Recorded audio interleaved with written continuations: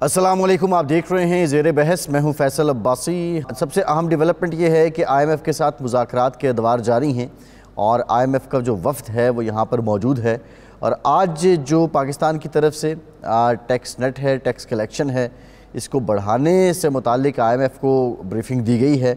पाकिस्तान ने अपना plan share किया है और तकरीबन 31 लाख रिटेलर्स हैं जिनसे टैक्स वसूल किया जाएगा।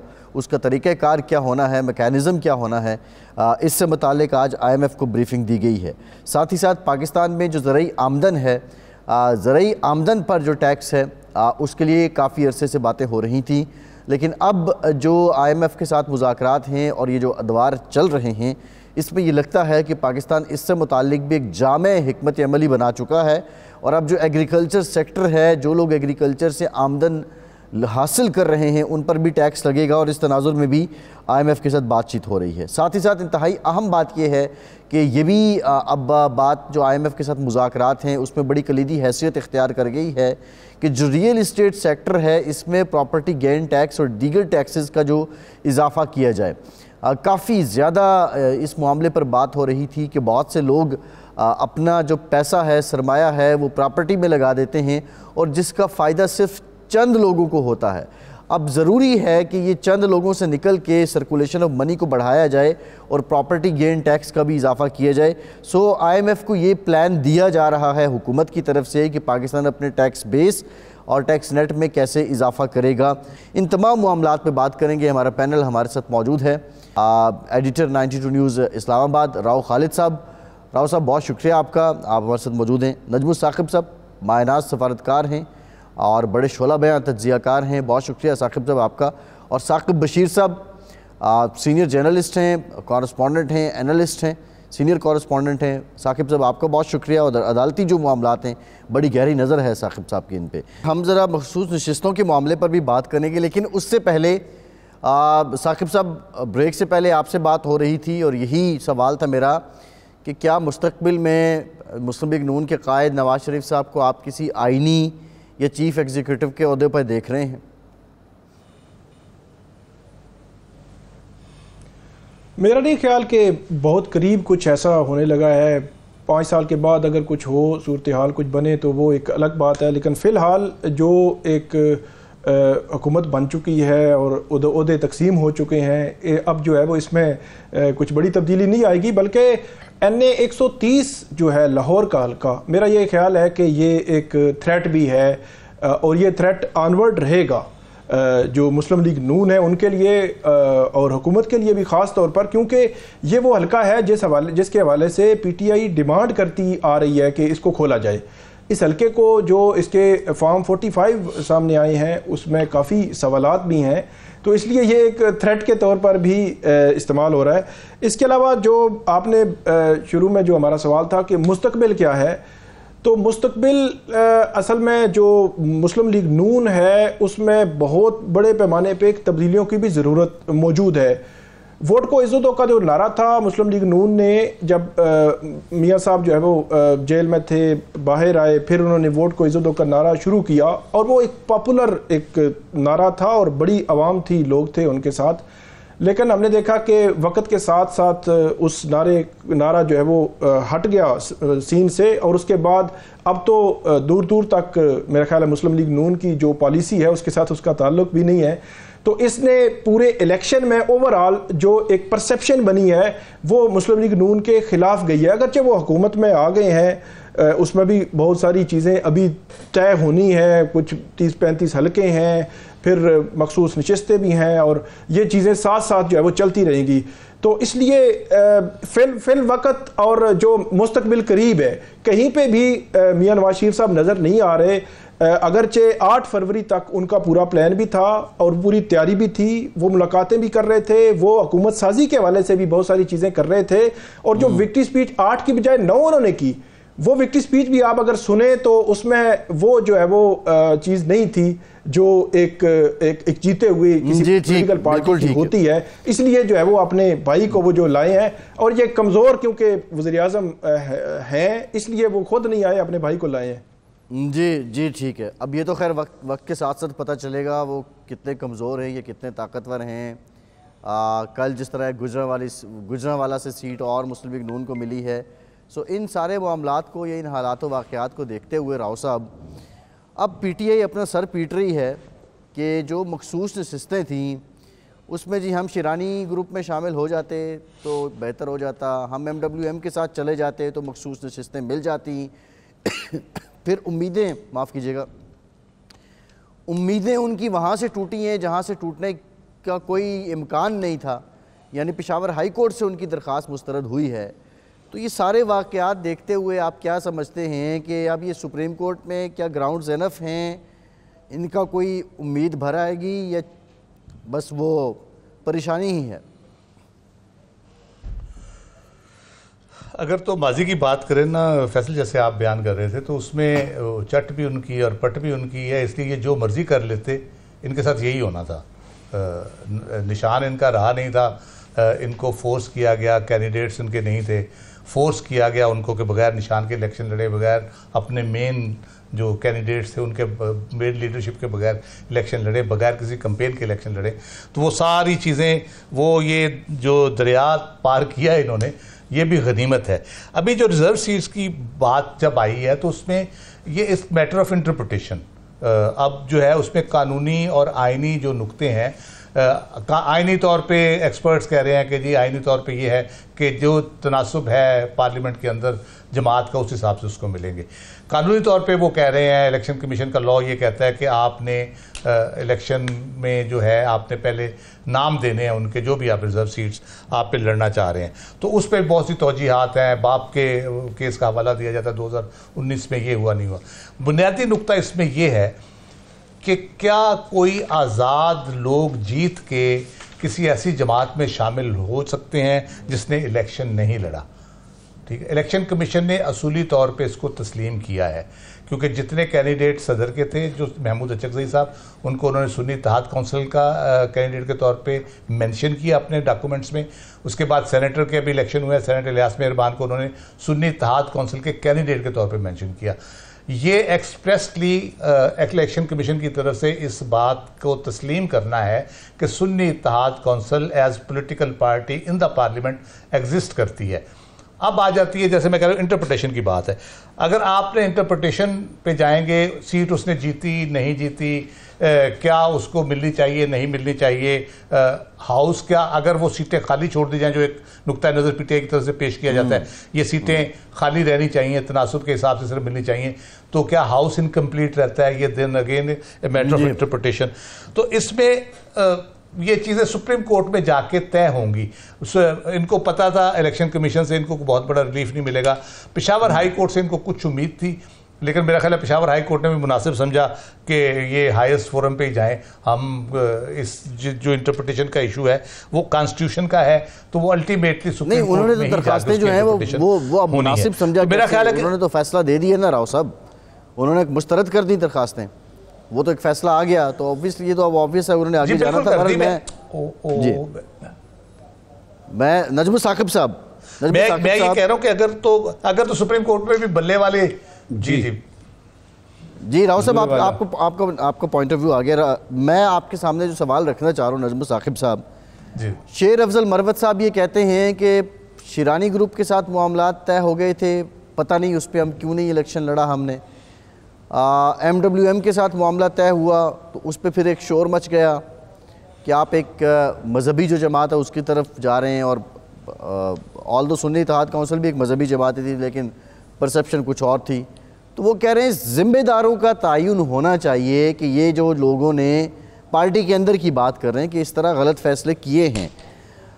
आप क्या समझते हैं कि अगेन ये वही बात है कि आप कानूनी महाज पे सियासी जंग लड़ते रहे, सियासी जंग थी वहाँ पे कुछ और करते रहे, या ज़्यादती हो रही है PTI के साथ, सुन्नी इत्तेहाद काउंसिल के साथ?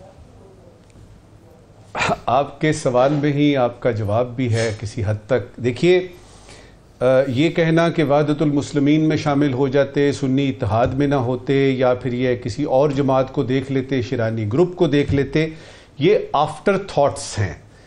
असल बात यह है कि और ये जो इस वक्त की सूरत हाल है PTI की, उसमें तो मुझे ज़्यादातर कानूनी और आइनी लोग नज़र आ रहे हैं, वकला का बहुत बड़ा एक जत्था है जो कि उसमें मौजूद नजर आ रहा है। इनको क्यों नहीं ये बात नजर आई?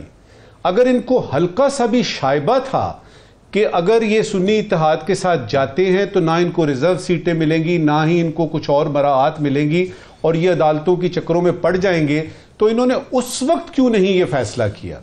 अब ये आफ्टर थॉट है और इस वक्त आप सिर्फ जो है वो कहते हैं ना, सांप मर गया और फिर वो आप यानी उसके बाद जो है वो लकीर ही पीटते रह जाते हैं। लकीरें पीटने से अब कुछ नहीं होगा।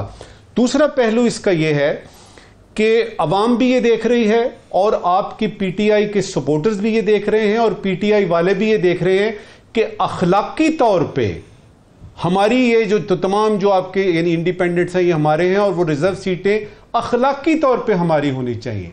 बदकिस्मती ये है कि जब भी हुकूमती आती हैं चीज़ें, जब भी आइन की बात आती है तो कानून देखा जाता है, अखलाक नहीं देखा जाता। और ये बदकिस्मती है और ये सिर्फ पाकिस्तान में नहीं, दुनिया भर में। वो कहें जी कानून क्या कहता है, अखलाक रह जाते हैं एक तरफ। अब सवाल यहां ये पैदा होता है कि आपने एक गलती तो कर ली, कम से कम अभी से ही देख लें। और ये कहना कि जी पेशावर हाई कोर्ट में जाएंगे तो वहां से वो पेशावर हाई कोर्ट में जाते भी अब यानी अभी तो आपने बिल्कुल ठीक कहा कि तमाम पिटीशंस जो हैं उसमें अकलियतों की नशिस्तें, खवातीन की नशिस्तें, उन्होंने कहा जी रद्द हैं। अगर ये कर लेती पेशावर हाई कोर्ट किसी वजह से कि जी ठीक है हम मंजूर करते हैं, तो आपके ख्याल में हुकूमत पीछे रहती, इलेक्शन कमीशन पीछे रहता? उन्होंने जाना था सुप्रीम कोर्ट में और सुप्रीम कोर्ट में ये फिर यानी ढाक के वही 3 पात। तो ये रास्ता ही ठीक नहीं है। आप बात कर रहे हैं मॉरल आर्ग्यूमेंट की, बात यहां पे हो रही है कॉन्स्टिट्यूशनल और लीगल आर्ग्यूमेंट की। तो मॉरल आर्ग्यूमेंट जो है वो ठीक है, बड़ा अच्छा होता है, लेकिन लीगल नहीं। अब यह है कि इससे भी पीछे अगर चले ना, आपसे आपका बल्ला छिन गया, आपका लीडर जेल में है, आप में इतनी ज्यादा और मुसीबतें आपने इलेक्शन से पहले भी झेली, अब भी झेल रहे हैं। बाबा आपको ये क्यों नहीं यकीन आता कि फैसला हो चुका है?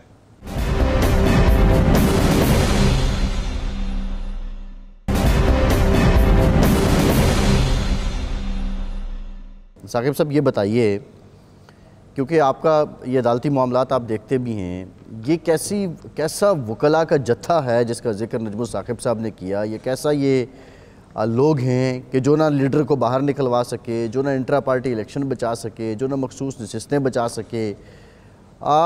रीज़न क्या है? क्या इन पे काम बहुत ज़्यादा है इस वजह से ये इतना वो फोकस नहीं कर पा रहे, या इतने सेटबैक पे सेटबैक हो रहे हैं कि आपकी जो दरख्वास्तें हैं वो रद्द हो जाती हैं, फ़ैसले आपकी तवक्कुआत के मुताबिक नहीं आते? टेक्निकली इवन मखसूस नशिस्तों के मामले पे ही सुन्नी इत्तेहाद काउंसिल या पीटीआई ने कहाँ गलत खेला है? एक तो जो वकला हैं उनके अंदर अंदरूनी इख्तलाफात भी हैं। फिर दूसरा मामला ये है कि बहुत सारे डिसीजन सियासी क़यादत को लेने होते हैं और ये सारे वकला थे जो अपनी प्रैक्टिस कर रहे थे, केसेस कर रहे थे और अचानक जो है वो पॉलिटिकल लीडर भी बन गए। इनमें जो राय का इख्तलाफ है उसकी वजह से 3-4 जो जमातों के नाम लिए गए उनमें उन्होंने जाना था, एक कह रहा था एक में जाते, दूसरे में, तीसरी में, फिर इसमें सुन्नी इत्तेहाद काउंसिल में आ गए। इसमें एक चीज़ यहाँ पे मैं ऐड कर दूँ कि ये परसेप्शन के पेशावर हाई कोर्ट की जो तवक्कुआत थी उसके मुताबिक फ़ैसला नहीं आया और सुप्रीम कोर्ट में कुछ नहीं हो सकता, तो पेशावर हाई कोर्ट का जब बल्ले के निशान का केस का फ़ैसला आया था तो उस वक्त भी यही परसेप्शन थी कि अब जो है वो इनका मामला क्लियर हो गया है, अब ये बल्ले का निशान रहेगा। और फिर हमने देखा कि 13 जनवरी का फ़ैसला आया और सुप्रीम कोर्ट ने सारा जो मामला ही ख़त्म कर दिया। और इसी तरह अब भी पेशावर हाई कोर्ट ने जो फैसला दिया है, ज़रूरी नहीं ऊपर जाके ये फैसला बरकरार रहे। उसकी वजह यह है कि ये जो सूरत हाल है, ये सूरत हाल भी तो फर्स्ट टाइम ही बनी है ना। अंदाज़ा लगाएं कि 100+ आज़ाद उम्मीदवार इकट्ठे कहीं से जीत गए, तो उन्होंने कहीं पे जाना है, कोई डायरेक्शन लेनी है, तो ये भी कभी नहीं हुआ, ऐसा कभी नहीं हुआ कि 100+ जो है वो जीत चुके हों। मतलब जीतते हैं 5, 7, 10, 15 या 20 आज़ाद जीत जाते थे, वो भी मुख्तलिफ पॉलिटिकल पार्टी से उनकी एफिलिएशन किसी न किसी तरह होती थी। तो ये एक गैर मामूली सिचुएशन भी है इस यहाँ पे। और दूसरी बात यह है कि जिस तरह सुन्नी इत्तेहाद काउंसिल को बतौर पॉलिटिकल पार्टी एक्सेप्ट किया है इलेक्शन कमीशन ऑफ पाकिस्तान ने, फिर तीसरी बात यह है कि जो पंजाब के जो मेंबर थे इलेक्शन कमीशन में, उन्होंने जो एक इख्तलाफी नोट लिखा था वहाँ पे कि ये सीटें इनको तो नहीं मिलनी चाहिए, लेकिन अगर दूसरी पॉलिटिकल पार्टी को भी नहीं मिल सकती, इसके हवाले से कानून और आइन खामोश है, तो वो जो इंटरप्रेट करना है वो सुप्रीम कोर्ट ऑफ पाकिस्तान भी कर सकती है और कानून साजी भी हो सकती है। तो जो एक मेरा ख्याल में एक ऐसा रास्ता मौजूद है, हो सकता है कि सुप्रीम कोर्ट ऐसी कोई जो है वो सूरत हाल या कोई ऐसी कोई जजमेंट दे कि यह सारा जो है वो रिवर्स हो जाए, क्योंकि इसके पीछे भी वो 13 जनवरी की जो जजमेंट है उसका भी बड़ा अमलो दखल तो बहरहाल मौजूद है कि पीटीआई आज भी एक पॉलिटिकल पार्टी इलेक्शन कमीशन में रजिस्टर्ड पॉलिटिकल पार्टी एग्जिस्ट तो करती है। उसके बाद ये सारे स्टेप्स जो है वो अब हम देख रहे हैं कि मुख्तलिफ जो है वो जगहों पे मौजूद है। एक और बात के इख्तलाफात की जो बात की थी मैंने कि सुप्रीम कोर्ट इनको जाना चाहिए था पहले स्टेप पर ही। उसकी वजह यह है कि जो मखसूस नशिस्तें हैं वो पंजाब से भी हैं, वो खैबर पख्तूनख्वा से भी हैं, सिंध से भी हैं और मरकज़ से भी हैं। आपने देखा कि पेशावर हाई कोर्ट ने एक रिस्ट्रेनिंग ऑर्डर पास किया और यहाँ जो नेशनल असम्बली के स्पीकर हैं उन्होंने तो ये कहा कि हमें मिला नहीं, लेकिन अटॉर्नी जनरल ने उसकी ये तशरीह की कि उनकी तो यहाँ पे जो खैबर पख्तूनख्वा से बाहर तो है, उनका दायरा इख्तियार ही नहीं है, वो बात ठीक कर रहे थे अटॉर्नी जनरल। तो इनको पहले स्टेप पर ही जो है वो सुप्रीम कोर्ट जाना चाहिए। अब जो पिछले दिनों आपने देखा कि पेशावर हाई कोर्ट में इनकी लीगल टीम पहुंची ही नहीं है, तो वहाँ वो इंटरनली जो इख्तलाफात थे उसकी वजह से नहीं पहुंची।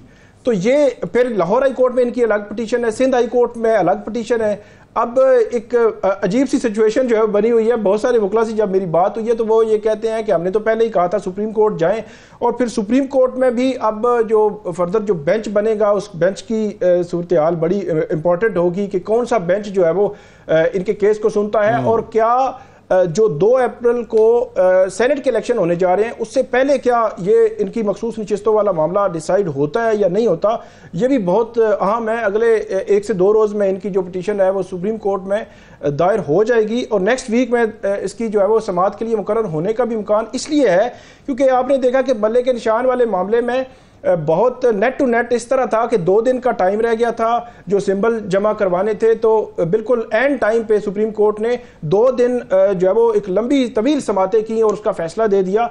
इस केस में भी ऐसे लगता है कि 2 अप्रैल से पहले कोई फैसला आ जाएगा और फैसला तब्दील भी हो सकता है, जिस तरह पेशावर हाई कोर्ट का पहले फैसला जो है वो तब्दील हुआ। जी ठीक है। हम तो बस बुनियादी तौर पर जो साकिब साहब आप बात कर रहे हैं, आपने कहा कि इख्तलाफ भी है।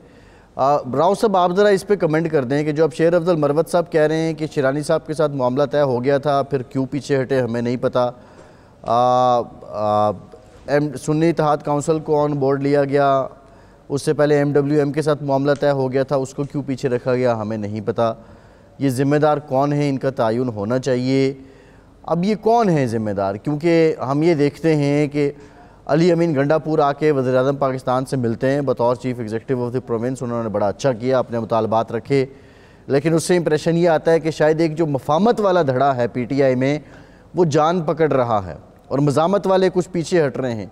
तो इख्तलाफात की नौइयत क्या है, आपको है अंदाज़ा कुछ राव साहब विद इन PTI? इख्तलाफात की नौइयत का तयन उस तरह से नहीं किया जा सकता। पर्सनल भी हो सकते हैं, इंटरेस्ट बेस्ड भी हो सकते हैं, जेन्युइन भी हो सकते हैं, लेकिन असल मसला ये है कि इमरान खान जेल में है और उनसे कम्युनिकेशन जो है जिन लोगों की है वो किस तरह से उसको कम्युनिकेशन को पास ऑन करते हैं, उसमें मेरा ख्याल है काफ़ी प्रॉब्लम्स आ रही हैं। क्योंकि हम देखते हैं अलीमा खान जब बात करती हैं वो कुछ और कह रही होती हैं, जब शेर अफजल मरवत करते हैं कुछ और कह रही होती हैं, कह रहे होते हैं। गौहर खान जब बात करते हैं, अली ज़फ़र बात करते हैं, तो मुख्तलिफ अली ज़फ़र की अगर आप बड़ा ज़िम्मेदार आदमी है, IMF के ऊपर जो उन्होंने बयान दिया था वो इतनी उसका लैशबैक आया कि वो, क्योंकि वो बाद में फिर वजाहतें देनी पड़ी उसकी बहुत सारी। तो इतने ज़िम्मेदार लोग भी समटाइम्स जो कम्युनिकेशन होती है उसको कह ले कि मिसकम्युनिकेट कर देते हैं।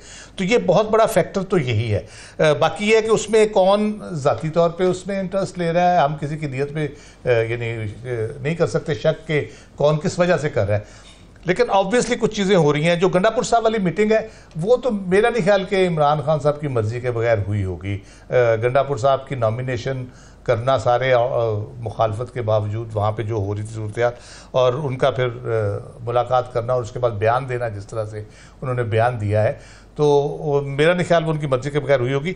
यकीनन कुछ चीज़ें हो रही हैं। मेरा ख्याल है कि ओवरऑल जो सिचुएशन है पाकिस्तान की इकॉनमी के हवाले से सियासी अफरा तफरी उसमें बहुत ज़्यादा नुकसान पैदा कर सकती है।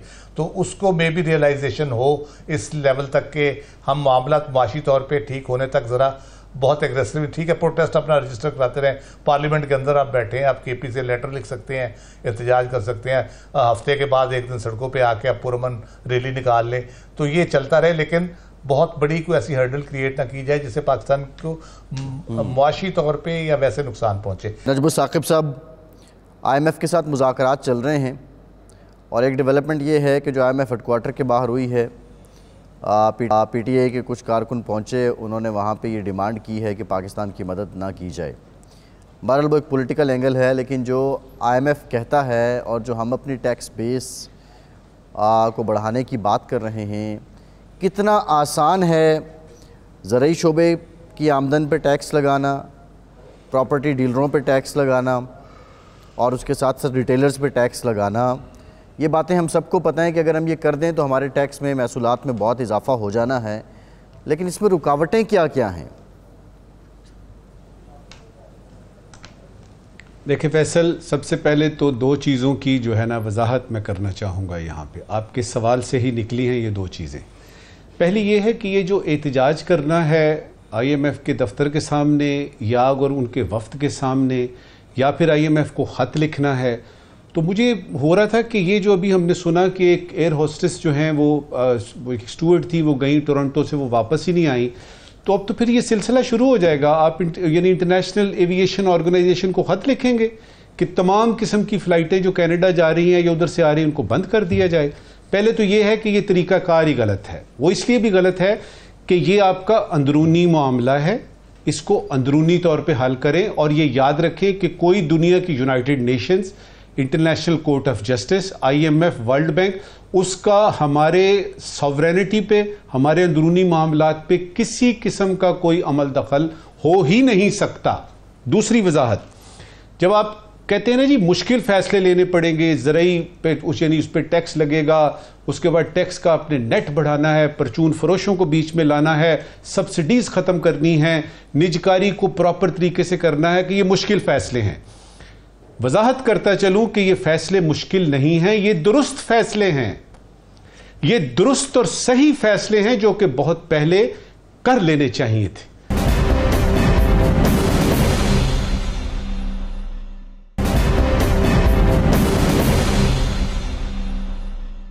अब आपको भी पता है, मुझे भी पता है, हम सबको पता है कि आपके अक्सर जो अमीर लोग हैं वो टैक्स नहीं देते। आपको पता है कि सब्सिडीज और सुपर सब्सिडीज जिससे अमीर तबका और अमीर होता है उसको सिर्फ बंद ही कर दें, टैक्स नेट बढ़ा लें, तो आपको हो सकता है IMF का दरवाजा खटखटाना ही ना पड़े टू बिगिन विद।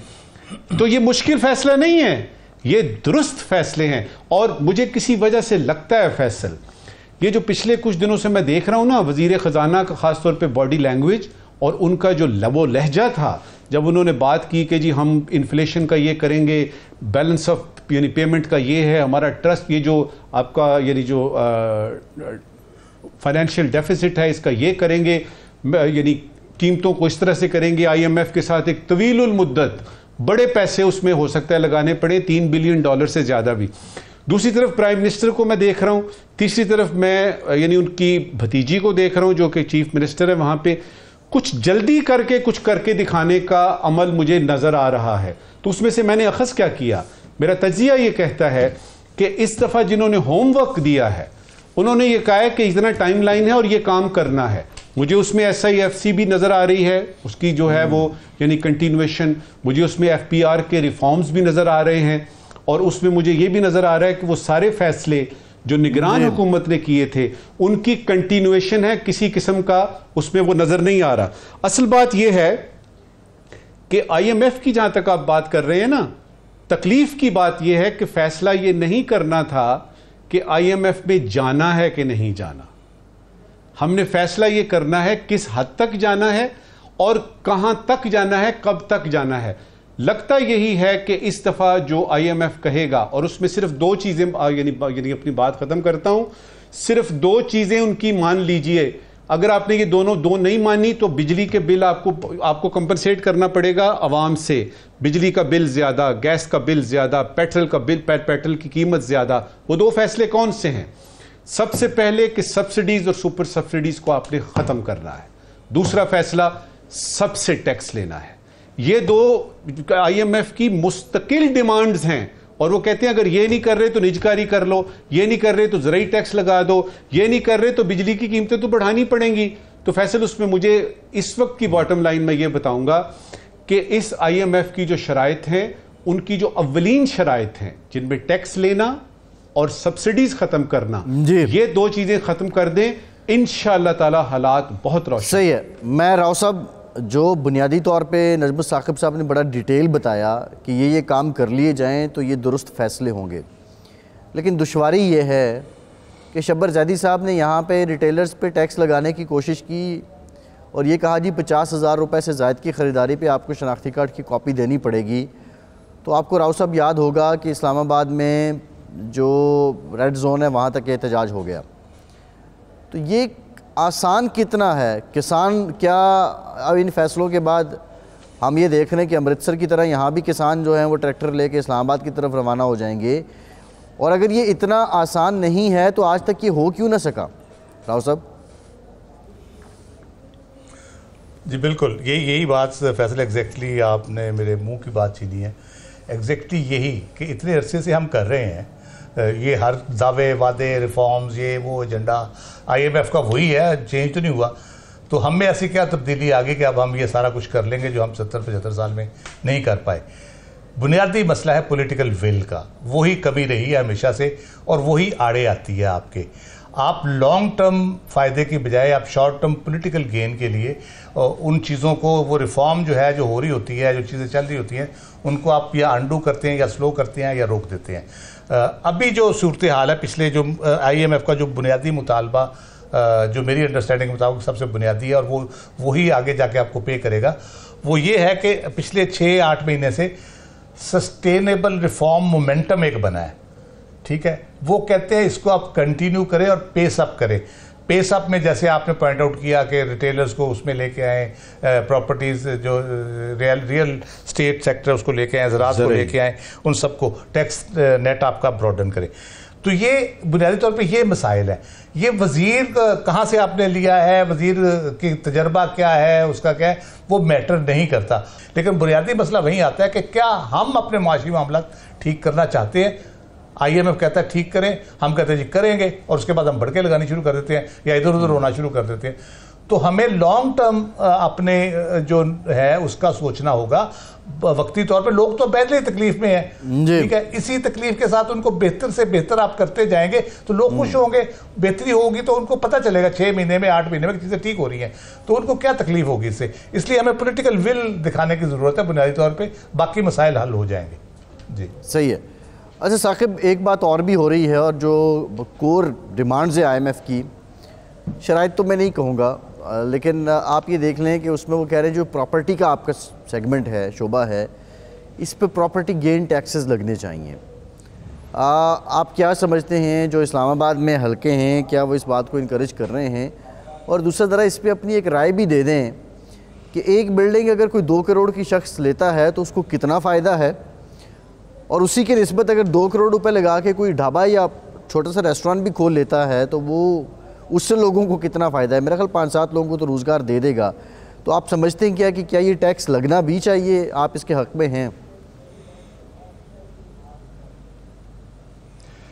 टैक्स तो मेरे ख्याल में लगना ही चाहिए, लेकिन इसमें इसको सपोर्ट कितनी मिलेगी, क्या ख़ास तौर पर पॉलिटिकल पार्टीज़ में भी रियल स्टेट के बड़े स्टेक होल्डर्स जो है वो किसी न किसी सूरत में मौजूद हैं। जो PTI की गवर्नमेंट थी उसने भी शुरू में कोशिश की, फिर एमनेस्टी जो है वो मुतारिफ़ कराई, फिर अब जो इस वक्त सूरत हाल है हमारे यहाँ, सबसे मुनाफा बख्श जो कारोबार या जो भी इन्वेस्टमेंट आप समझें वो रियल स्टेट की समझी जाती है, और उसमें बड़े बड़े स्टेक होल्डर्स भी आ जाते हैं, और काफ़ी जो है वो ऐसी चीज़ें आ जाती हैं जो हुकूमतों के लिए उस पर अमल दरामद कराना मुश्किल हो जाता है। शुरू में स्टेप्स तो लिए जाते हैं, लेकिन अब की बार ऐसे लग रहा है कि चीज़ें आगे की तरफ जाएंगी। उसकी वजह यह है कि SIFC जो PDM की हुकूमत में शुरू काम किया वो कंटिन्यूटी थी जो निगरान हुकूमत थी। आज भी वही कंटिन्यूटी हम देख रहे हैं। उसकी वजह यह है कि आज भी कौमी असम्बली में तकरीबन 7 जो ऑर्डिनेंसेस हैं वो वहाँ पे पेश किए गए और वो कुछ जो है वो पास हुए जो निगरान हुकूमत में भी, और कुछ का किसी ना किसी से ताल्लुक़ है मईशत की बेहतरी के हवाले से। वगरना अभी 4 दिन हुए 5 दिन हुए हुकूमत बने हुए, इतनी जल्दी ये चीज़ें होना, अगरचे दूसरी तरफ जो थी वहाँ पे अपोजिशन बहुत शोर मचाया उन्होंने कि कहाँ पे है, क्या आप जो है वो करने जा रहे हैं, कुछ तो बताएं इस हवाले से। लेकिन बज़ाहिर ये पेश कर दिए गए तो इट मीन के मेरा ये ख्याल है कि चीज़ें काफ़ी आगे की तरफ जो है वो जाएंगी। एक और बात, आज बड़ी एक खबर आई है जो बड़े सहाफ़ी हैं उन्होंने दी है कि जो IMF ने पाकिस्तान से ये मुतालबा किया है कि NFC अवार्ड जो है उनको रिविज़िट किया जाए।